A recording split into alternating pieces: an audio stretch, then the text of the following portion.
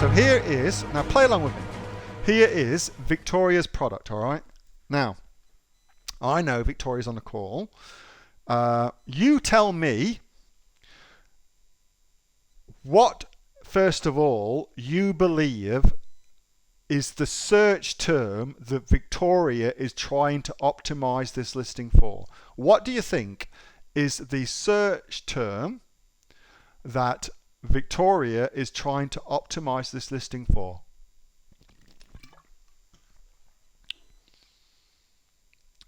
Anxiety relief, says Neil. Affirmation cards, says Athena. Stress, says Karen. Stress less, says Tina. Anxiety relief, anxiety relief, anxiety relief. Relaxation, stress cards, anxiety relief. Stress buster. All right, Victoria, so there's your first one. So I don't know what you have chosen as your best buying keyword, but that's just a little bit of information for you to think about. Does this search term here, anxiety relief, does that then equate to somebody who searches for anxiety relief? Does it then follow that your product is the perfect fit for them?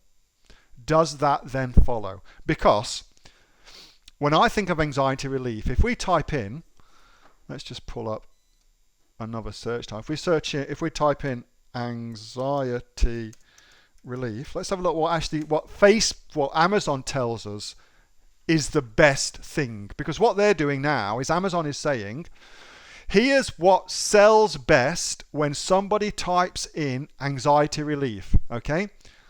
So, we've got supplements, we've got weighted blankets, we've got fidget things, we've got books, we've got bracelets, we've got essential oils, a journal.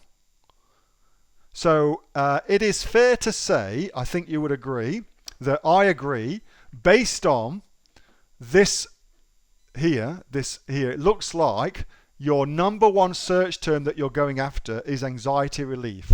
Okay, anxiety relief, it looks like.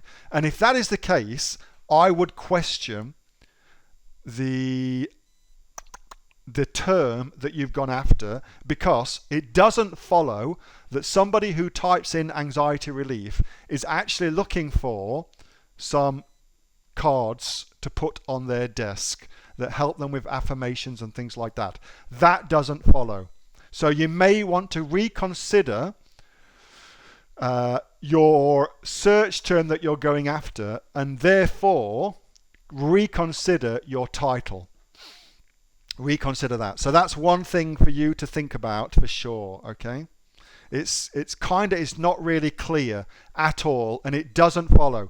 What Amazon is really trying to do is it's trying to match search terms with products. So if somebody searches for this, they buy this. That's what they're trying to do. And so your job, and our job, is to make it easy for the searcher so that when they type in the search term, the obvious thing that they're looking for is our product, So that would be the first place I would start with that. Let's carry on. Notice there's an obvious thing here, and it doesn't have any reviews. Now that's an obvious thing. Clearly, you've got to get some reviews for this. That will be difficult to make sales. Not impossible, but it's more difficult to make sales when you don't have reviews, because just like in a restaurant where nobody likes to be the first one into a restaurant, it's the same on Amazon. Nobody likes to go first. Nobody likes to buy the thing that's not tested by other people. All things being equal, we prefer to have the social proof that the product works. So that's a given, I would think. Let's have a look let's continue on. So here's our images. Let's just go to all the images. Nice job of the images. That's an interesting image. What is the problem with this image? What is the problem with this image?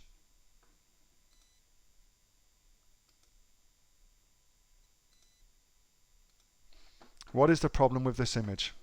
I'll come back to that one in a second. That's nice. That's the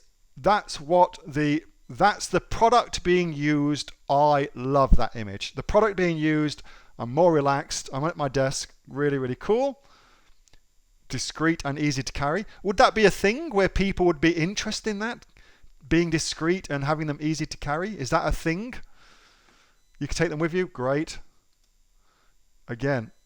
All right, I'm going to show you. Let's have a look. See what you say. Lots of busy, can't read, too busy, not clear, difficult to read. Yes. All right, let me show you why this is so important. And again, this is all, I mean, we're talking about Victoria's, but this applies to any product at all. So what I'm going to do is I'm going to switch. I'm in Firefox. I'm going to Tools, and then Web Developer, and then something called Responsive Design Mode, okay? So just so you know what I've just done. Let's just alter this and put it now onto an iPhone, and then let's just hit refresh. Now what I'm seeing is how this product looks on a mobile phone. And keep in mind that a huge percentage of sales happen on mobiles or mobile devices, like the app, for instance.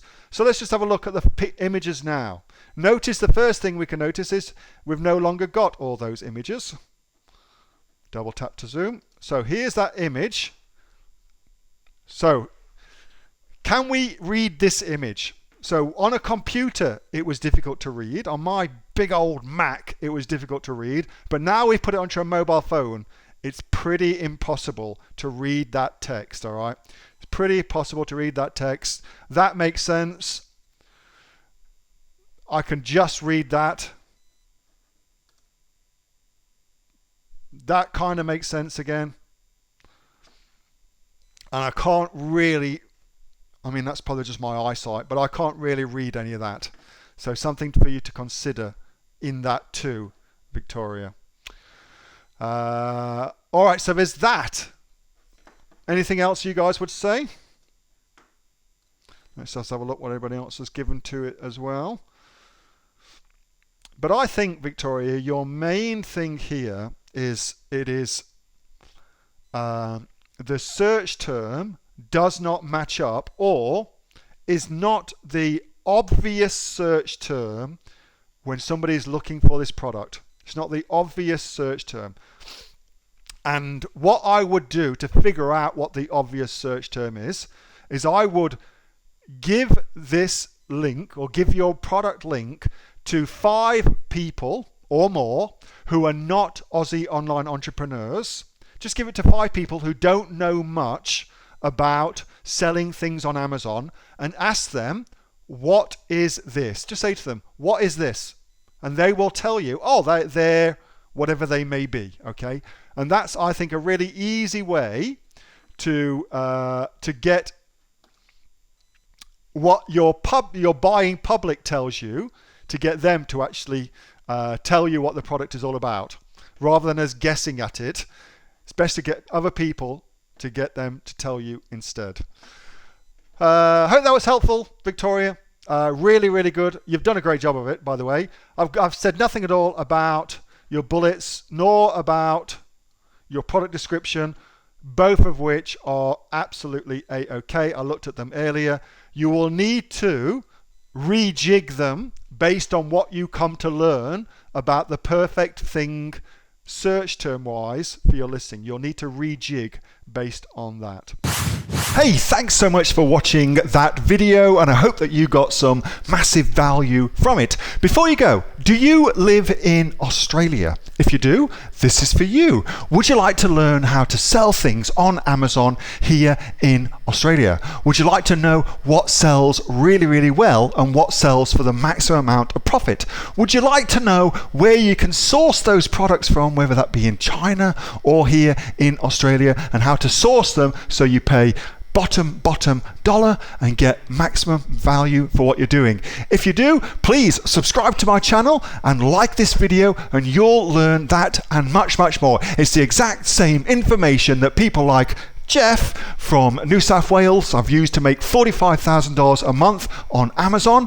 that Sue, who's from the sunny coast, has used to purchase herself a brand spankly BMW every single year as a result of her e-commerce business, and the lovely Kate from Bowral in New South Wales has used to make $32,000 a year on, a month, not a year, a month on Amazon, and indeed Anthony, who makes $15,000 a month on Amazon, selling, as he puts it, odds and sods. If you'd like to learn the exact same information that they use to maximize their profits for their Amazon businesses, subscribe to this video, like my channel, post below if you want me to teach you something. Okay, I'm out of here. Speak to you soon. Bye. Subscribe.